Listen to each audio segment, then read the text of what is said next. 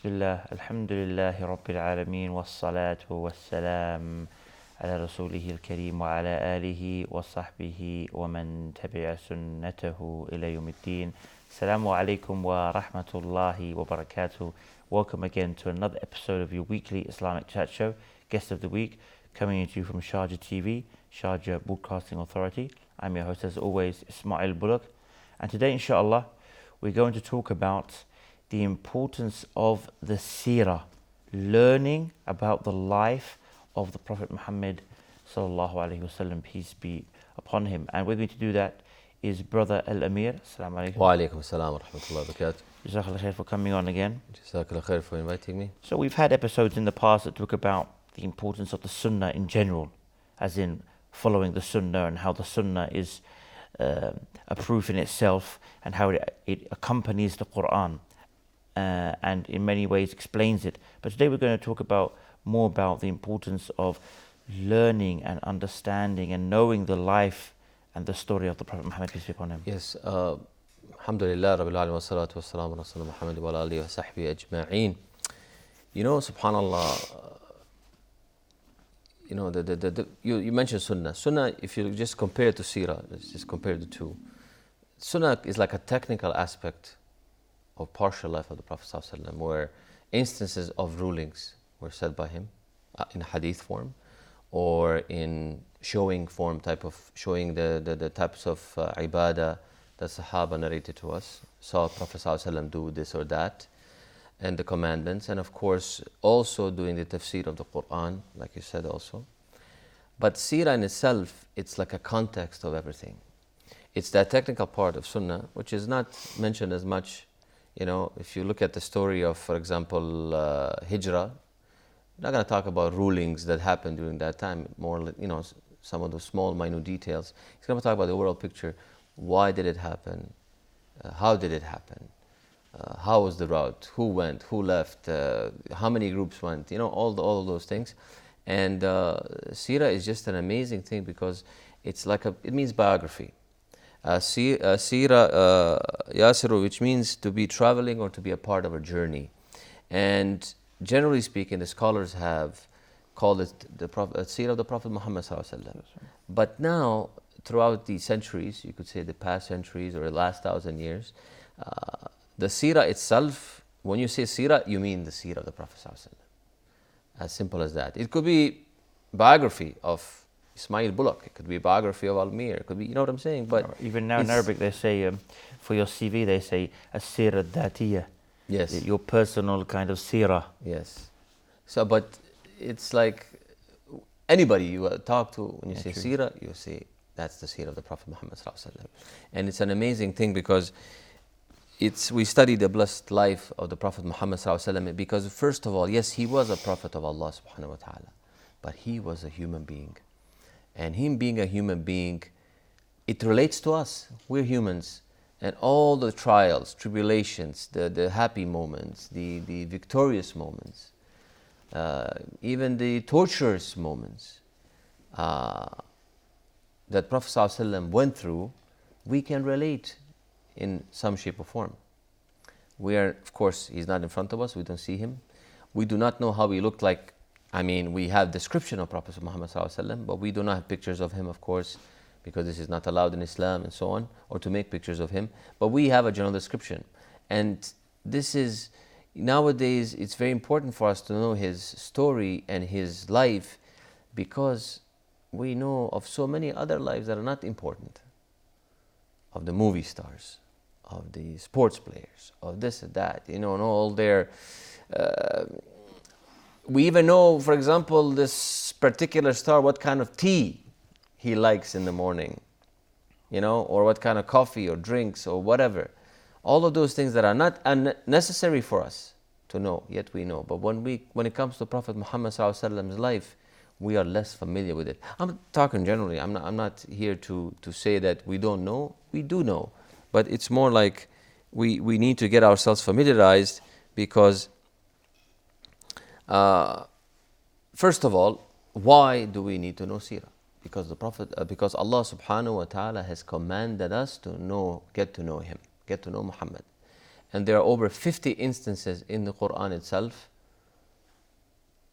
talking about Prophet ﷺ. There is a Prophet of Allah who is like this, Uswatul Hasana, who you get the example from him, with good manners and so on. So it's directly pointing us to him and his life to study in order to get benefit, not only for ourselves, but for our children, for our generations to come and so on. Now, I'm going to be talking, inshallah, about 5 or 6 points and what are the benefits of studying the Seerah, benefits of or importance of Seerah itself. Of course, if one is talking about Seerah, that means one has to study it, right? One has to know it. So being important, the importance of Seerah being it that we need to get familiar with it. And not just that, if you think about it, we all claim to love the Prophet ﷺ, but if you truly love someone, then you do your best to imitate them. You do your best to know about them. You would do your best to kind of learn and understand more. So definitely, if we love the Prophet ﷺ, we need to make more of an effort to learn and study his life. Exactly. And just the fact that, I mean, maybe this is one of your points, but just the fact that one of the questions we will be asked in our grave is who was this, or who is this man, or who is your prophet?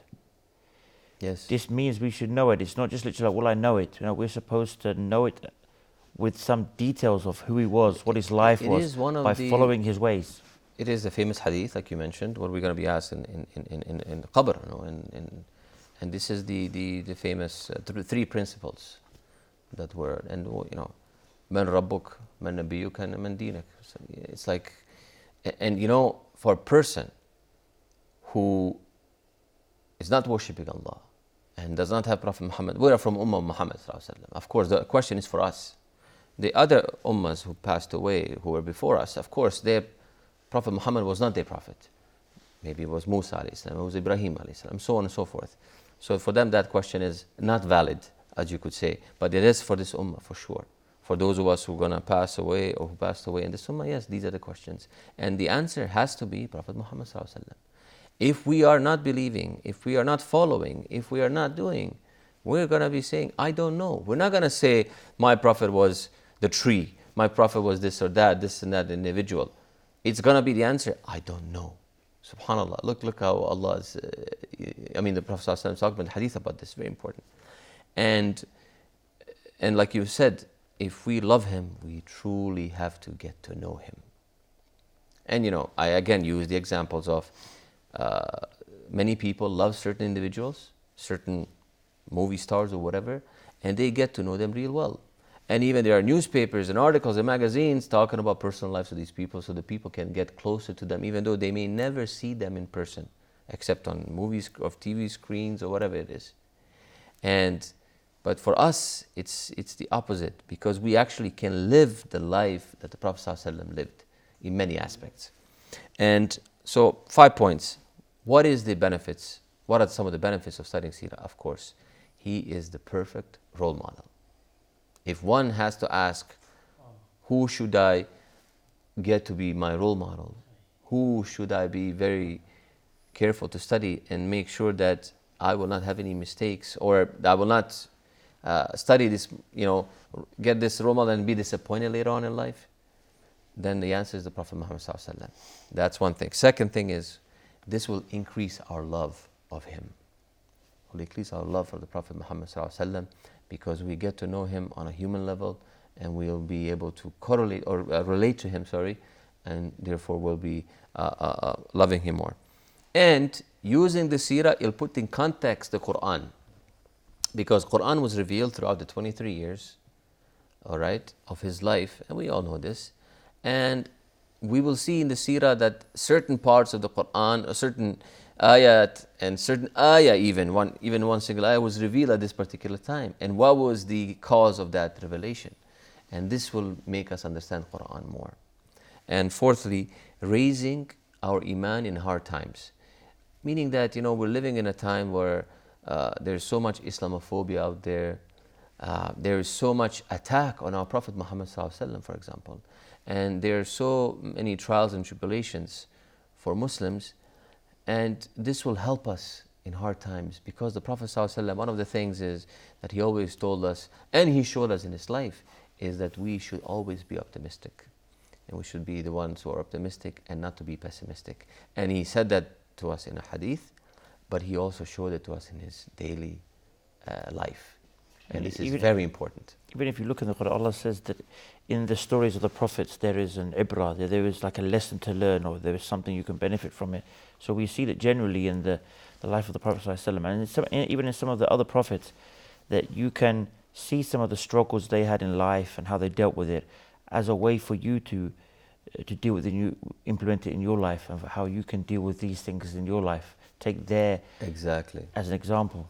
Exactly. And and this will help one, because we all get into a rut. We all get stuck somewhere, in our work or family life, or we face trials and tribulations, and we can actually look at the Prophet ﷺ's life, and we can find ourselves in some aspect, more or less, in the same shoes, and we can say, what did the Prophet ﷺ do in this moment? And this is the importance of studying this, because it will give us an example. It will give us a light, like a guidance, in order how to act or react, at that moment. It's very important. And lastly, Prophet's life, sallallahu alaihi wasallam, was a miracle. His life was a miracle. And it's an amazing life that just studying it, one can be in awe of just reading about it. So let's go first, and this is of course the perfect role model, where Allah subhanahu wa ta'ala says in the Quran, لَقَدْ كَانَ لَكُمْ فِي رَسُولِ اللَّهِ أُسْوَةٌ حَسَنَةٌ لِمَنْ كَانَ يَرْجُو اللَّهَ وَالْيَوْمَ الْآخِرَ وَذَكَرَ اللَّهُ كَثِيرًا. There has certainly been for you in the messenger of Allah, an excellent pattern, the one you mentioned, for anyone whose hope is in Allah and the last day, and who remembers Allah often. So Allah subhanahu wa ta'ala is talking about Prophet Muhammed sallallahu alaihi wasallam. There has been a perfect example, excellent pattern, uswatun hasana. So that means Allah is saying to us, indeed there is for you, for us, the ones who read the Quran, this is for us. Quran is revealed to us. And so you can study the life and times of the Prophet sallallahu alaihi wasallam, and study somebody that we need to follow. It's interesting as well in the verse that it says, indeed for you is the best, in the Messenger of Allah is the best example for those who truly believe in Allah and they long for the last day, that day of meeting Allah. So this shows us here that one of the characteristics of being a believer and of wishing to meet our Lord is taking Him as an example. Yes. And if we're not doing that, then we're not having the correct faith and the real wanting to meet our Lord, if we're not taking the Prophet ﷺ as our example. For sure. And this is, and so if, no matter what angle we look at the life of the Prophet Muhammad ﷺ, we will benefit regardless. And one of the angles in terms of, for example, religion, right? In terms of worshipping, we will see how we worship Allah. I mean, look at it this way. I mean, does it in the Quran say how we actually pray? And how many rak'ahs we actually pray in our daily prayers? No. There's no single mention of that we need to,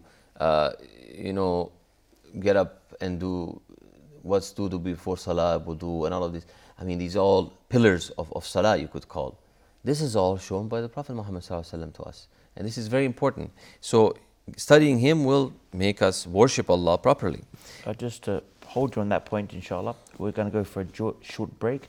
Join us after this break.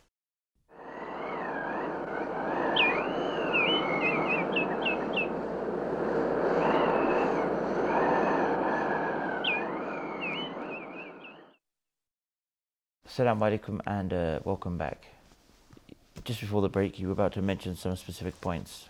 I was mentioning that, looking at the religious aspect of Prophet ﷺ's life, we will get to know how he worshipped Allah. And, many a times for us has been a routine in a way of prayer. Just get up and pray, 4 rak'ah dhuhr and fajr 2 rak'ah sunnah and so on and so forth. And it becomes like I don't want to say a habit, But if you look at the context of Prophet Muhammad sallallahu alaihi wasallam, how he was praying and how he got up, and you know, a little, you could say, spice added to it. You know what I'm saying? Like with the story of how he traveled and how he prayed and so on, and you know, traveling on a camel and praying, for example, all this. And this is something very intriguing. And we humans, we have this very simple, you could say, quality that it's like curiosity. We are curious human beings, and when we hear, oh, Prophet Muhammad sallallahu alaihi wasallam, you know, let's say you go to a dars and you listen to a sheikh, and the sheikh's talking about, oh, Prophet sallallahu alaihi wasallam was traveling to Medina, he was praying on a camel. And then the first thing you will do, you will, excuse me, sheikh, malish, sorry, how did he do that? You know what I'm saying? It's not like you just hear this information and just move on. You want to know more. So this curiosity that happens, and we are asking, we're actually learning. We are absorbing all of this information, and it's going to stay with us. And when we get up next time, when we are traveling, and you're going to say, you know what, subhanAllah, I'm traveling in a car, and look at the Prophet Muhammad sallallahu alaihi wasallam. He was traveling on a camel, and he was praying, and what a benefit now. We are having it easy. We can stop there's even a musalla on the road, no?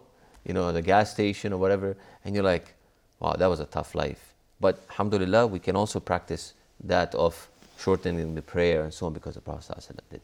So these are some of the instances that we can learn from, for example, from religious aspect of view. Also, in terms of manners and morals, and of course, the mercy and tenderness that he exhibited in dealing with all kinds of people.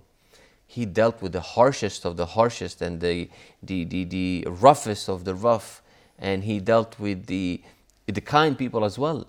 And how he was able to deal with all of them. Many a times books have been written by even non-Muslims about the aspects of his life. How, you know, you could say some books of manners, they took examples from him, the non-Muslims, and they said how he dealt and how he approached. Even, for example, subhanAllah, I was just reading the other day, a famous hadith, where a man comes to Prophet Muhammad sallallahu alaihi wasallam and says, O Prophet of Allah, allow me zina. Allow me to commit zina, because he cannot control himself, he's having a hard time, and so on. And he's sitting with the Sahaba. The Prophet ﷺ was sitting with Sahaba. I'm not sure if it was a masjid or outside the masjid, but anyway, he was sitting with the Sahaba. Sahaba heard this. And you know, some of them, they were angry by hearing this. Of course, they're like, oh yeah, what's wrong with you? You know, fear Allah. How dare you? How dare you say this? You know, what did Prophet ﷺ do? He said, come, sit next to me. And he said, oh, ghulam, oh, young man, how would you feel if this was your sister or your mother? And he went around the topic. He went and he kept. And the hadith is very long. You know, he was working him, you could say, like we say in English. He was working him. And then he explained to him why not. And subhanAllah, psychologists have taken from this hadith and they said, this is actually therapy. For this person, it was a therapy. Yes, the answer straight up would be, yeah, of course it's haram. What is wrong with you? Right? But the Prophet ﷺ approached it from another angle. And this is like, even nowadays, people take this as a form of therapy. They've studied this example and used it in their therapy sessions that give therapy to other people. SubhanAllah. I mean, just this small aspect of few minutes, technically, that could have taken this conversation. And so much can be learned from how we dealt with such people. That reminds me of a hadith where the Prophet ﷺ said, لا يكون الرفق في شيء إلا أزانة ولا ينزع من شيء إلا أشانة. That gentleness is not put in something, in things, except that it makes them better, more beautiful. And when gentleness is not removed from something, except that it makes it something bad and defaced. So we have this general principle, always to be gentle and to be, like you mentioned to the Prophet ﷺ, could have been harsh. Yes. But he was gentle. Yes, subhanAllah. And that, you could say, it was infectious, the gentleness. And he probably affected everybody else. And you don't think, for example, that man who was asking the Prophet ﷺ learned from this? Yes. What about those people in the audience, the Sahaba themselves? We don't think they didn't learn this, they didn't see this, and they probably incorporated their life later on? This was a general lesson for everybody. So even the ones who are just sitting and listening and, probably judging. I mean, we are human. we hear this, of course, initial reaction is like, how can you say this? This is zina, Subhanallah. So for example, how about him as a leader? We look at the seerah and how he's a father, as a husband, and we'll find benefit in this. Those of us who are fathers, those of us who are husbands, those of us who are leaders. And no matter which angle you look at the life of times, the purpose of Risala is that we have a living example to follow. Yes, he passed away, but we have a living example, and alhamdulillah, by grace of Allah, his life was preserved in a very, you could say, graphic and minute detail, right? Graphic, of course, without drawing pictures again, but graphic in explanation, in wording examples and so on. So we have that to come back to and always ask ourselves, what did the Prophet do? How did he act in such a situation? So on and so forth. And now, another question comes. Even Allah subhanahu wa ta'ala is rhetorically asking us in the Quran. He says, but what have we done? He's asking the people, had we sent the angels as the prophets? And Allah subhanahu wa ta'ala answers this question. He says, you would have rejected. Because for a simple fact, angels are perfect beings. There are some angels that are worshipping Allah since they were born. Since they were created, until Yawm al-Qiyamah, until Day of Judgment. Some of them are in prostration since that time. Some of them ruku and sujood, and some of them are only in obedient state. Some of them are doing particular task for the whole time, and they do it with perfection. Even our good deeds that we're trying to do, there are some, imperfections. Like that's why after salah we say astaghfirullah a few times, right? Because our salah has, always shortcomings, right? Yet, if Allah subhanahu wa ta'ala sent us malaika, angels, we would not follow it, because it'd be a hard example to follow. It'd be very tough to follow, So the perfection of Allah's wisdom is that He sends human beings in flesh and blood, people like ourselves, born of woman, married and having children. But then the difference is, of course, they're chosen by Allah and they're made roles and models and examples for us. So this is the first point that I want to make about being a role model. Second is the love of the Prophet Muhammed sallallahu alaihi wasallam. It will increase our love just by studying the seerah. It will increase our love for him. And of course, by loving Prophet Muhammad sallallahu alaihi wasallam, it will increase our love for Allah as well. As simple as that. Because we'll see him as the one who obeys Allah in all aspects of his life throughout his day, and it will increase our love as well for Allah. Prophet ﷺ used to do istighfar every day, yet he was promised Jannah, he was already forgiven, yet he was still doing it. And then we ask ourselves, who are we not to do it? And by looking at this example, it will increase our love for Allah as well. Not just that, just generally knowing about the Prophet ﷺ and following him. Allah Himself said in the Quran telling to the Prophet ﷺ to tell the people, قُلْ إِن كُنْتُمْ تُحِبُّونَ اللَّهَ فَاتَّبِعُونِي يُحْبِبَكُمُ اللَّهُ وَيَغْفِرْ لَكُمْ ذُنُوبَكُمْ. Say, O Muhammad, to the people, if you say that you truly love Allah, then follow me, as in follow the Prophet ﷺ, and then Allah will love you and forgive you your sins. Subhanallah. So this is actually one of the conditions to gaining the love of Allah, is that you follow the way of the Prophet ﷺ. And if you don't study his seerah, and you don't study his life and his practices, how can you truly follow him? It's true. SubhanAllah. And like I mentioned this earlier, that we kind of sidelined the Prophet Muhammad Sallallahu life. Many of us, we don't know his children's names. Many of us, we don't know the dates that he has, the dates of emigration. We don't know the dates of certain battles and certain expeditions and certain treaties and certain events and certain happenings, like you would say, that happen at certain moments, and certain miracles that happen. And, we choose a lot of times to focus on things that are not as important. A lot of times I tell a lot of brothers, and when I talk to the sisters in different aspects, with different talks and so on, and I tell them, look, we busy ourselves, for examples, about end of times. We talk about Dajjal, We talk about Mahdi, right? I mean, those are, yes, the Dajjal will be, that's given. Isa alayhi salam will come back. Yes, Mahdi is going to come as well. But we focus so much on that we forget that we need to make our life at this moment. How can I make my life better? Is by looking at Prophet ﷺ's life, emulating his life, and living that life. Instead of looking at something that's going to happen maybe in our lifetime, maybe not. Allahu A'lam, we don't know.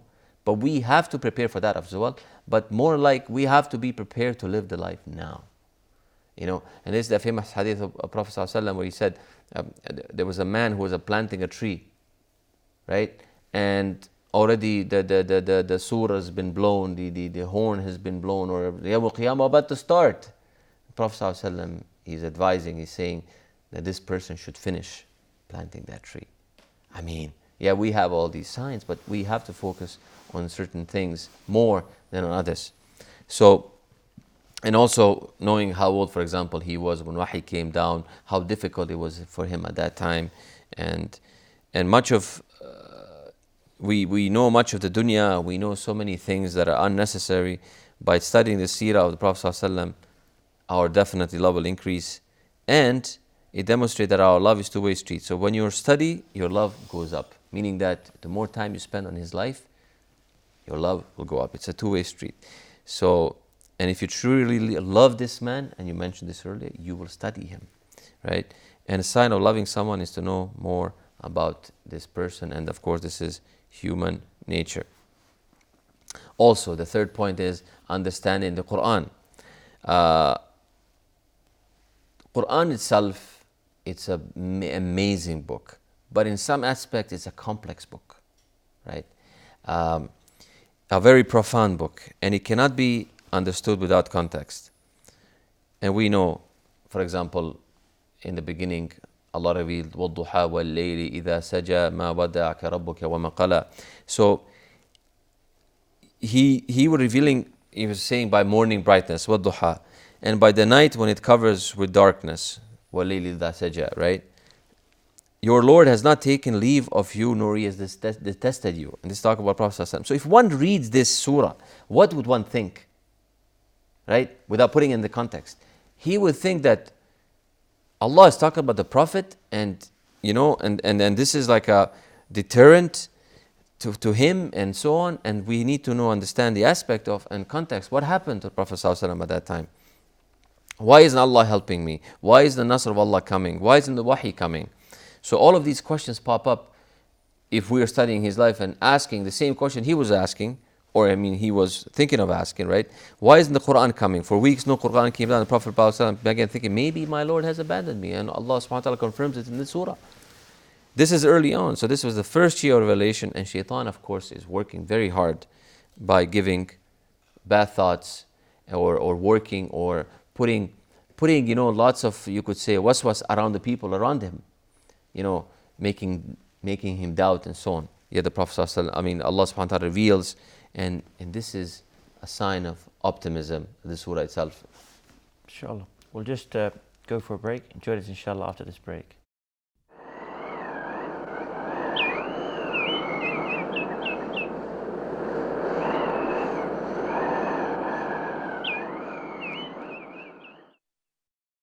Assalamu alaikum and welcome back. But just before the break, we were given examples of how Surah Al-Duha, and how it was talking about the time where the Prophet ﷺ didn't receive revelation and was kind of worried. And we find so many verses, but a verse we often read is that Surah, Inna A'tainaka al-Kawthar, that, oh Muhammad, we have given you this Kawthar, like this river in Jannah. And this was revealed after the Prophet ﷺ was feeling so upset about the death of his son. And then one of the Quraysh had come and made fun of him, saying that, now you have no male offspring. Because to them, the thing was having an heir to you. So he was making fun of him. And then Allah revealed, Inna a'tainaka al-kawthar, we have given you this kawthar. فَصَلِّ رَبِّكَ وَانْحَرْ. So pray to your Lord and sacrifice for him. Inna shani'aka huwa al-abtar. It's basically saying that this individual, he is the one who is cut off, meaning his lineage. And what we find out from the Seerah is, until now, the scholars are not even sure who that man was.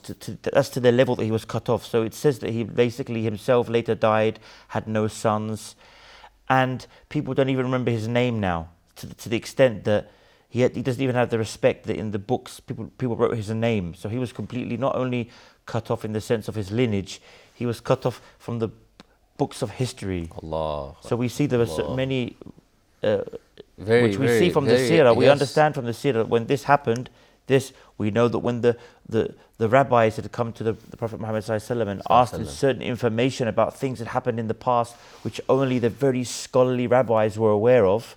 True. We know that Surah Al-Kahf was revealed. Yes. Telling him these details that when he went back to the rabbis, they were completely shocked. Because he didn't only give them the information they knew with more detail, he gave them extra information. Yes. And they knew that this was a closed secret circle who had this information. So this was a shock to them.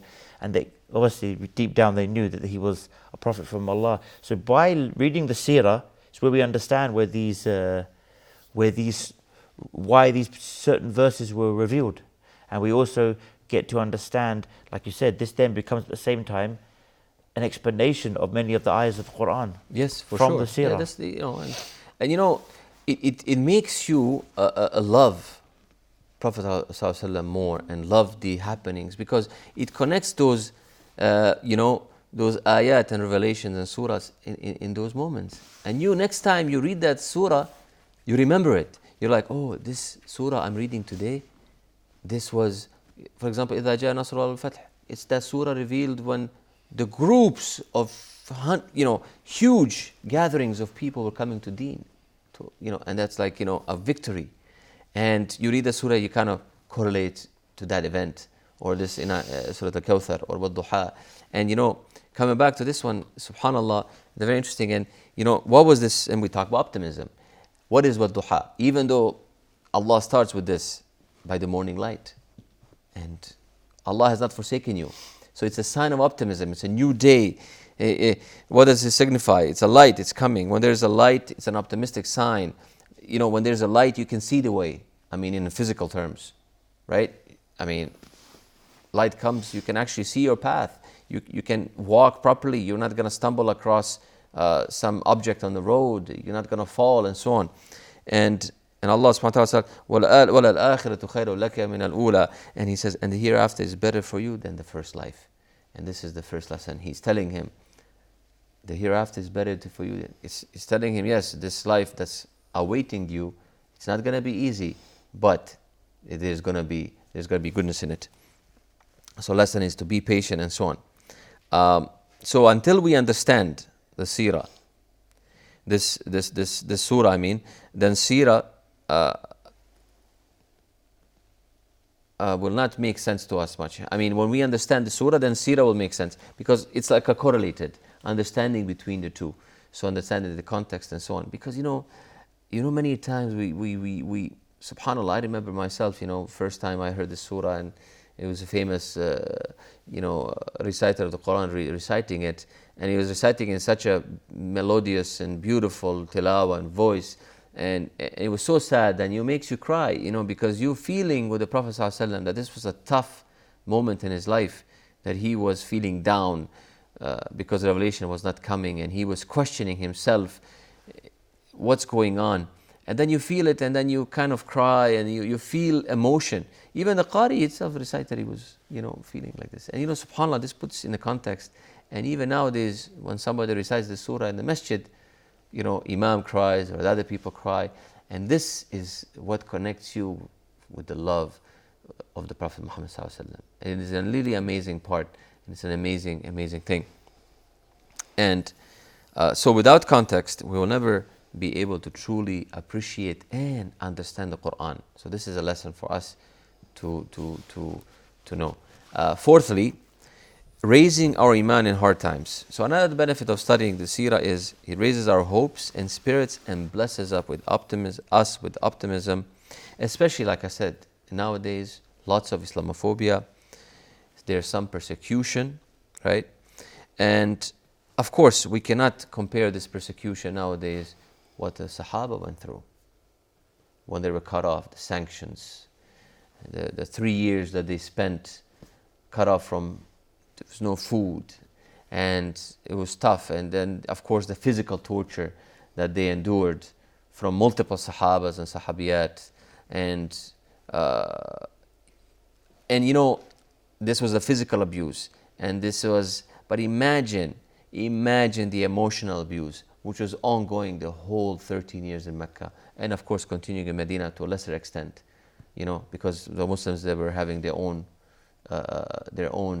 you could say, community and so on. So that was to a lesser extent. But imagine in Mecca, even though they may not have been at certain times physical abuse, but we talk about nowadays in psychology, right?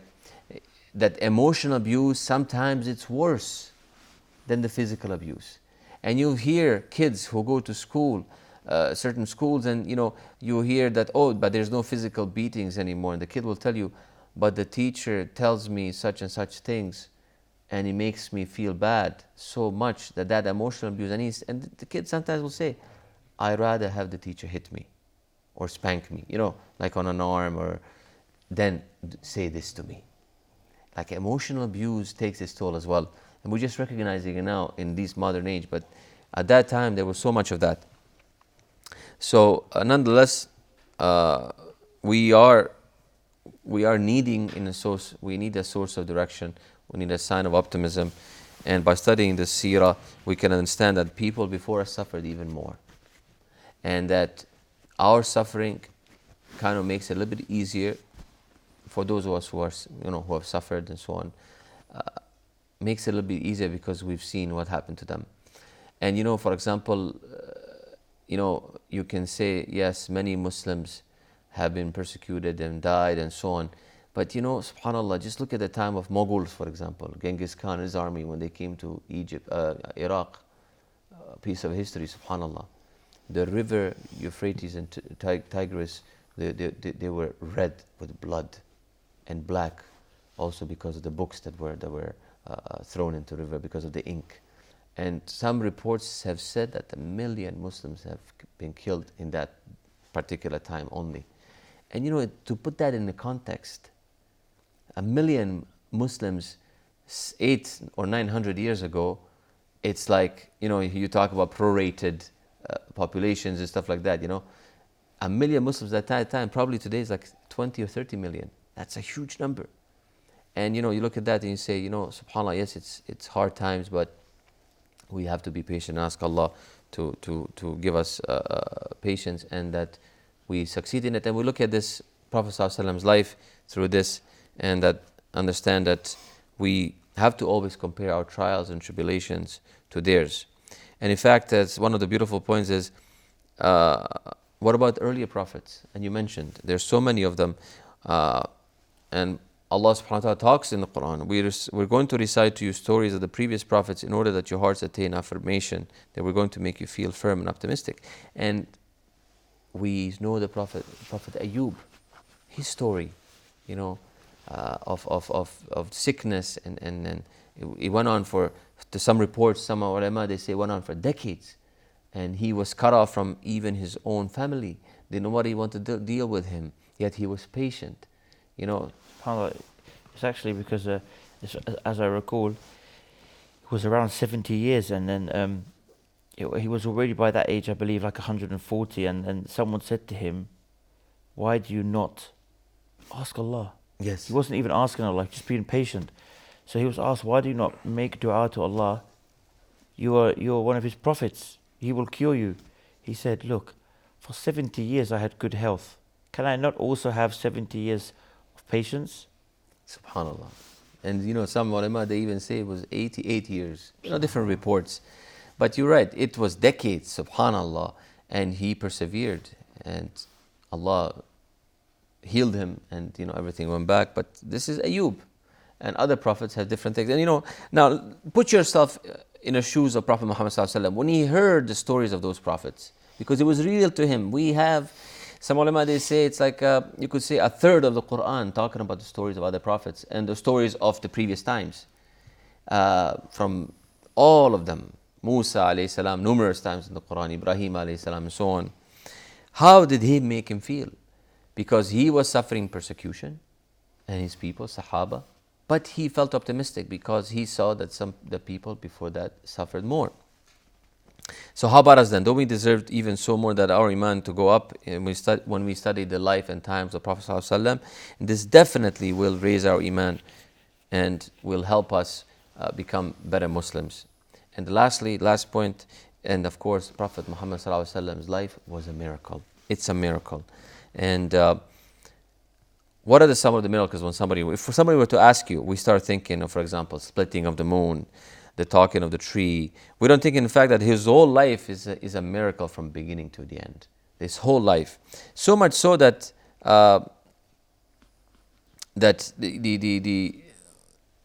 just look at where he came from. These were the people nobody wanted to rule. Nobody wanted to rule them. The Persians, the Romans, the Abyssinians, they were like, you know what, these guys are very hard to deal with. Leave them alone. And then in 50 years, Allah guided them to Islam and they started spreading. In 100 years, they were ruling the world. Allah raised the Muslims and they were ruling the world. And so isn't this a miracle itself, right? And you know, for example, one of the scholars, Ibn Hazm, he says, subhanAllah, Wallah, he said, if the Prophet Muhammad ﷺ had not been given any miracle other than his life and his times, it would have been sufficient to prove that he's a Prophet of Allah. And if he had not been given any other miracle other than his seerah, this seerah is the best indication that he is the Prophet of Allah. I mean, this is a scholar saying this, and for us, we should take heed of these words and say, you know what, subhanAllah, just studying his seerah will get us closer to him, and this is an important part of our life. And you know what, something funny happened the other night. I was asking my children at the table, I said, I have one request for you. I have two boys that are 17 and 14. And I said to them, subhanAllah, I said, I want to ask you for a favor. I said, you know, I don't want to push you guys and ask you too many things to do or whatever, but I want to ask you. I said, you know, a profound effect on me was when I was 18, that's when I started practicing Islam. Allah guided me at that time. That one of the first books, I knew about Islam, I knew how to pray and all of these things, but one of the books that had a profound effect on me was The Sealed Nectar, the Rahiq al-Makhtoum. Translated in numerous languages, a famous book that won the awards from, I think, Muslim World League in 1976 and so on.